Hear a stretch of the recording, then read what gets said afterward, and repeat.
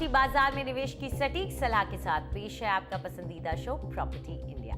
नमस्कार, मैं हूं अंजलि इस्टवाल। आज हम आपको शो में बताएंगे कि प्रॉपर्टी बाजार के लिए साल 2014 कैसा रहा, कौन डूबा और किसकी नैया पार लगी। इसके अलावा आप प्रॉपर्टी पर और ज्यादा जानकारी चाहते हैं तो आप हमारी वेबसाइट ndtv.com/property पर जाना न भूलें। चलिए एक नजर डाल लेते हैं कि आज क्या क्या है खास। बड़ी बड़ी परियोजनाओं के नाम पर विस्थापित लोगों की सुध नहीं ले रहा MMRDA।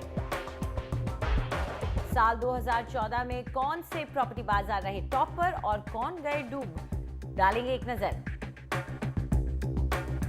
नियामक बिल पर 2014 में सरकार के ढीले रवैये से नाउम्मीदी,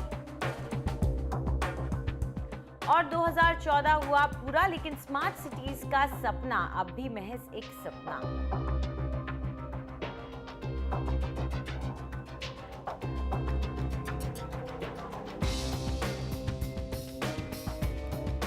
मेट्रोपॉलिटन रीजन की कई बड़ी बड़ी परियोजनाएं फाइलों में पड़ी धूल खा रही हैं या अधर में अटकी हैं। हमारा ध्यान हमेशा इसी बात पर जाता है कि काम क्यों नहीं हो रहा, सुविधाएं क्यों नहीं बन रही, लेकिन इन परियोजनाओं के चलते विस्थापित हुए लोगों के बारे में सोचना भी जरूरी है। कई बार प्लानिंग एजेंसियां विस्थापितों के न तो सही तरीके से उनको दोबारा से बसा पाती हैं और न ही उनको सही तरीके का मुआवजा दे पाती हैं। महाराष्ट्र की सरकारी एजेंसियां नई नई परियोजनाओं के ऐलान में लगी है। कहीं पर नए बिजनेस डिस्ट्रिक्ट तो कहीं पर नए फ्लाईओवर और मास ट्रांजिट सिस्टम्स। सुनने में तो बहुत अच्छा लगता है, ऐसा महसूस होता है कि तेजी से विकास हो रहा है, लेकिन इन परियोजनाओं के चलते जो लोग अपना घर खो देते हैं उनके साथ ये एजेंसियां इंसाफ नहीं कर रही।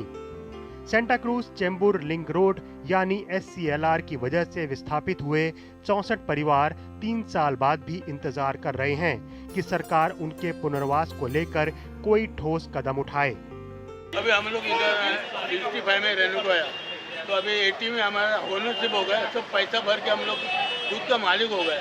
अभी ओनरशिप होने के बाद वो लोग ने हम लोग को जगह लिया अपना, तो हम लोग को रूम भी नहीं देते, इतना मुसीबत में डाला। MMRDA ने जो हमको कोर्ट में एक एफिडेविट करके दिया कि अगर 3 साल के बाद में आपका अगर प्रोजेक्ट नहीं होता है तो आपको 1 करोड़ 20 लाख रुपया दिया जाएगा। 1 करोड़ 20 लाख तो छोड़ दो, 20 साल का भाड़ा भी नहीं दिया अभी तक, और जो भाड़ा दिया था उस भाड़े के ऊपर इधर घर भी नहीं मिलना मुश्किल हो गया। इन परिवारों ने अब MMRDA के खिलाफ कानूनी जंग शुरू कर दी है। After 4 years, 4.5 years, the situation 4-4.5 साल बाद भी हालात जस के तस हैं, और अब MMRDA का कहना है कि जिस ठेकेदार को प्रोजेक्ट पूरा करना था उसने सरकार को बताया है कि इसे पूरा करना मुमकिन नहीं है। मुझे उम्मीद है कि माननीय हाई कोर्ट इस मामले को देखेगा और MMRDA को इस बात के लिए कहेगा कि वो अपने वादे के मुताबिक काम करे जो उसने हाई कोर्ट में शपथ देकर कहा था। on oath and which has been accepted by the Honorable High Court. SCLR परियोजना के विस्थापितों की परेशानी कोई नई नहीं। एक RTI द्वारा पता चला है कि ऐसी स्थिति में कई दूसरे भी हैं। के सांताक्रूज चेंबूर लिंक रोड अकेला कोई प्रोजेक्ट नहीं है, चाहे मिठी नदी का मामला हो, चाहे जोगेश्वरी लिंक रोड का मामला हो, हर जगह जो प्रोजेक्ट से प्रभावित लोगों को घर देने में MMRDA की तरफ से काफी लेट लती भी हो रही है। जानकार मानते हैं कि सरकार और विस्थापितों के बीच मुआवजे पर रजामंदी न बन पाने की वजह से अक्सर ये परेशानी खड़ी होती है। कुछ मामलों में पुनर्वास के इलाके या मिल रहे किराए को लेकर खींचतान होती है, लेकिन विस्थापितों का कहना है कि सरकार अपने वादे से पलट जाती है। उधर सरकारी एजेंसियां कहती हैं कि कई बार उनके कानूनों में इन परेशानियों को हल करने के रास्ते ही नहीं होते। ये सबसे मुश्किल काम होता है। जैसे स्लम डवेलर्स को ऐसा एक तरीके से उनका एक अधिकार जो बनाया पॉलिसी में उसके हिसाब से हम कर पाते हैं। एक्चुअली जो लेजिटिमेट लोग हैं उनके लिए भी कुछ चीज़ें पॉलिसी में लिखी गई है, लेकिन उनकी अपेक्षाएं ऑफ कोर्स ज़्यादा रहती है। उनका कम से कम ये अपेक्षा रहती है कि जितना उनका गया है उतना पूरा उनको मिलना चाहिए, जो योग्य भी है। तो इसके सॉल्यूशंस रेडीली अवेलेबल नहीं रहते। कोई 400 फुट घर में रहता होगा, कोई 600 फुट घर में रहता होगा। जो घर बनते हैं झोपड़पट्टी पुनर्वसन योजना में वो एक तरीके के बनते हैं, और इनका पहला ये कहना रहता है कि हमको उनके साथ नहीं रहना है, हमको अलग से कुछ चाहिए।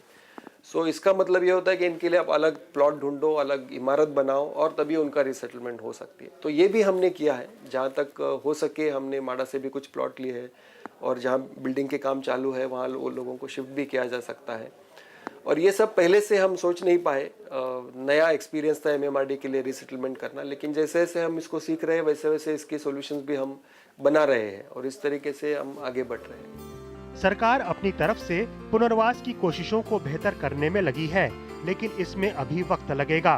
विकास की अहमियत को नकारा नहीं जा सकता, लेकिन ये विकास किसी के हक को कुचल कर भी नहीं किया जा सकता।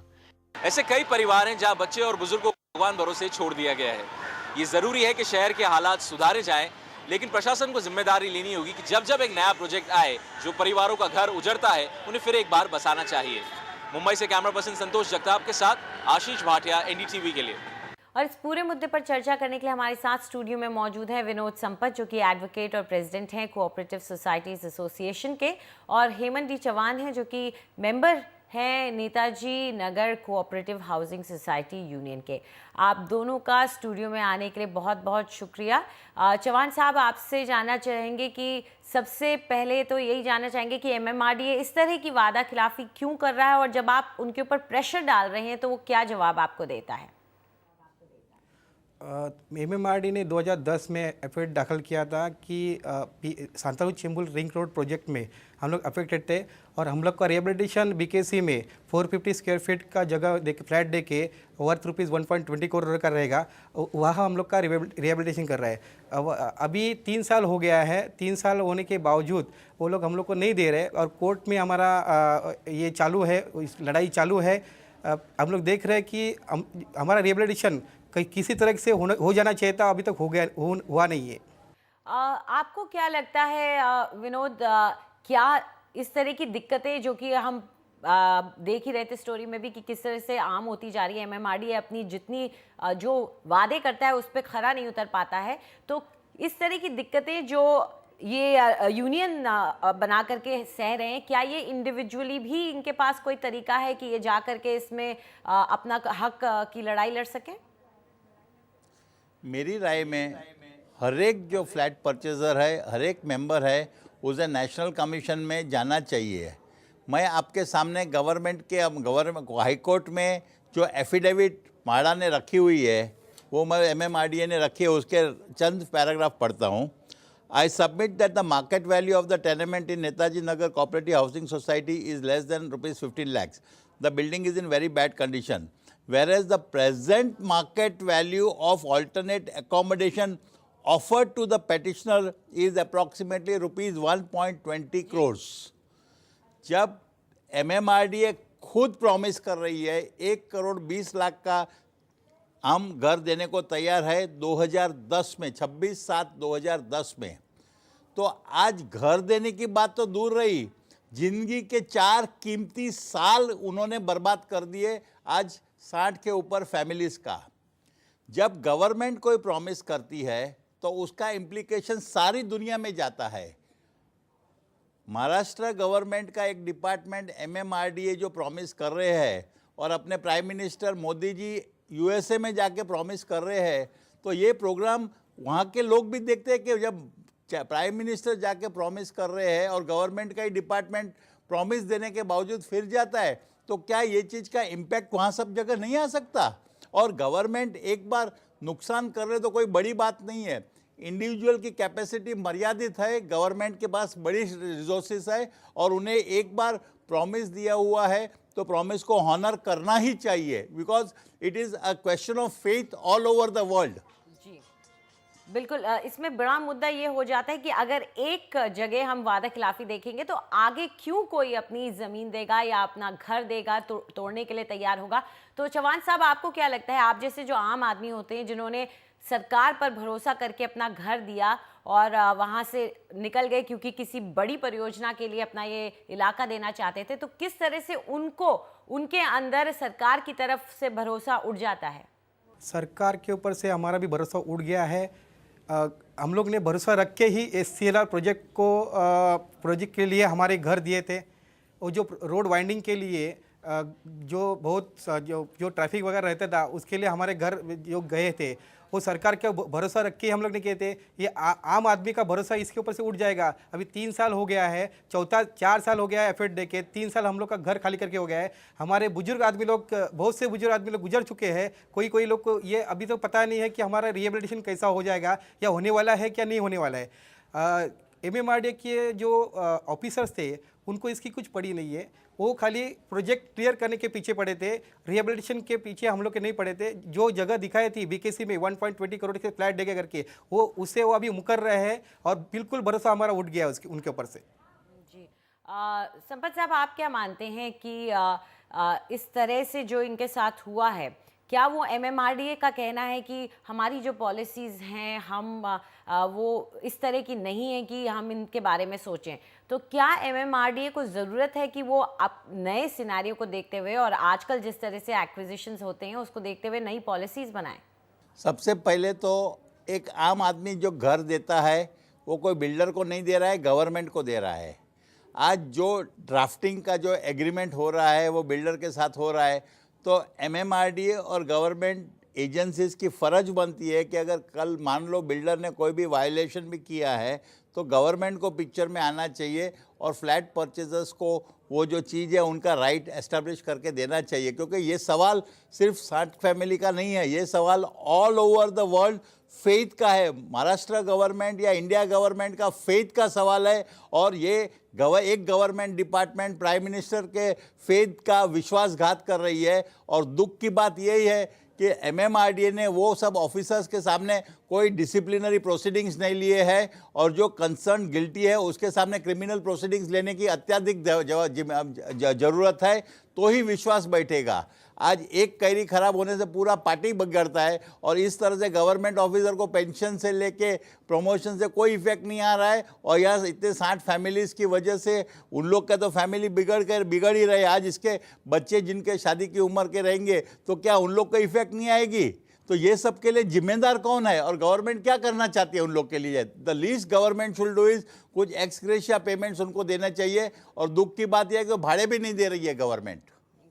चौहान साहब, तो आप लोगों का गुजारा कैसे होता है? आप लोगों ने अपना मकान छोड़ दिया, तो किस तरह से, कहाँ पर रहते हैं और किस तरह से मैनेज करते हैं?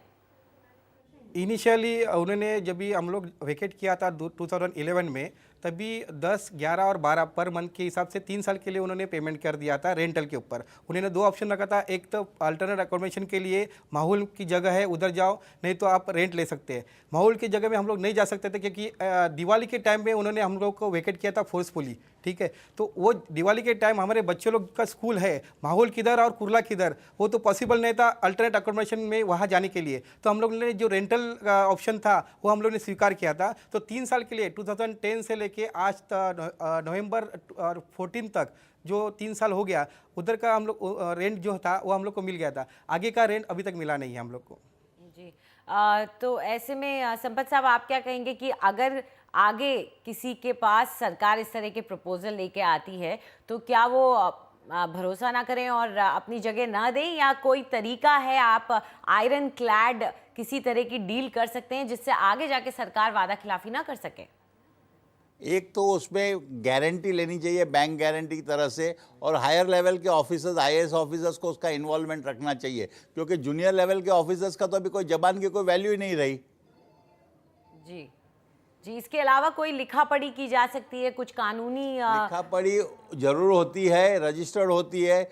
गवर्नमेंट की डिफ़िकल्टी क्या होती है कि आज कोई भी लिखा पढ़ी हो, कल कानून बदल सकती है। आज मेन सवाल है फेथ का। आज पेपर पे तो कोई भी तरह से अपन अच्छा तरह से ड्राफ्टिंग कर लेंगे, पेपर में किसकी भी जीत होवे वो महत्व नहीं है, पर विश्वास, एक बार विश्वासघात होता है वो दुख की बात है।